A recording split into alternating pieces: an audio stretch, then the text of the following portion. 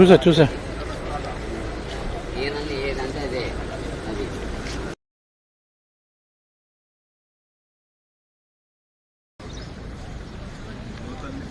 చందు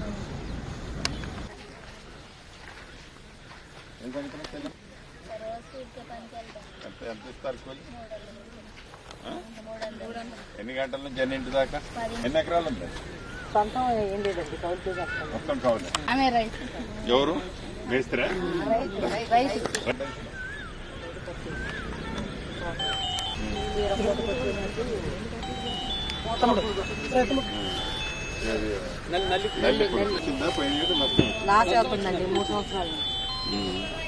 ఎంత వచ్చింది పోయిన సంవత్సరం నష్టం?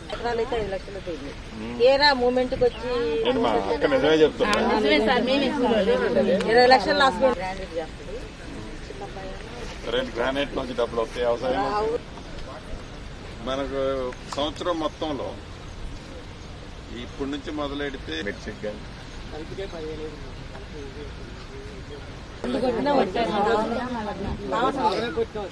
కొట్టిందే మందు.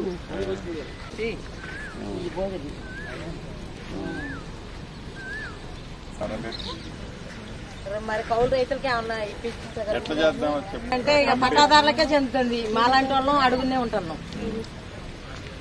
రైతులు తిరిగినే ఉంటారు. ఇక కూలి వాళ్ళ రకంగానే ఉంటారు. 30 ఏళ్ళ నుంచి చేస్తున్నాం. ఏరుబడ్డ కానీ చేస్తున్నాం. ఈ 30 ఏళ్లలో ఓవరాల్ గా ఏంటంటే లాభం ఉందా నష్టం ఉందా? మరి 5 సంవత్సరాల నుంచి ఎక్కువ వచ్చింది లాస్ట్. అంతకుముందు పర్వాలేదు. అప్పుడు కూళ్ళు ఇంత రేట్ లేవు. పంట కూడా దిగుబడి ఉంది. వాళ్ళు సుఖపడేది ఏం లేదు. వాళ్ళకి లేదు. మాకు లేదు. మాకు వస్తే మేము ఇంకో రూపాయి అదనంగా ఇవ్వగలుగుతాం. లేదా మనకే లేదా? మీ పరిస్థితి మాదే బాగాలేదు. ఇంకా ప్రాబ్లం ఏం లేదు. డైరెక్ట్ ఓపెన్ చెప్పండి. కరువు పని చేపిస్తాడు. అమ్మాయి కూడా జాబ్ లేదు. ఏదైనా చెప్పండి. ప్రతి ఒక్కటి అన్ని ఎగ్జామ్స్ పెడుతున్నాం కదా. రాస్తూనే ఉందండి. గ్రూప్ 2 గ్రూప్ 1 కూడా రాస్తుంది. దాంట్లో పెద్ద ఎత్తున జరుగుతుంది కాబట్టి డిగ్రీ పాస్ అయ్యింది చిన్న అబ్బాయి కూడా. పడితే ఒక నాటికి వస్తుంది అని చెప్పారు. చాలా కష్టపడుతుంది.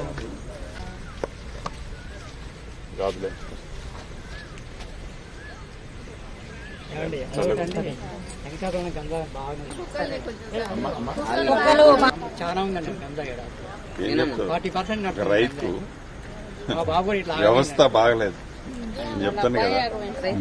Very bad. ఏం చేస్తున్నా నాకు తెలియదు. చాలా సార్లు చేస్తున్నా. చంపటం కాదు, ఏదైనా ముందు ఆపరేషన్ లాంటి ఏదన్నా ఉత్పత్తి లేకుండా చేద్దాం. చంపకూడదు. చంపితే అదొక కేసు.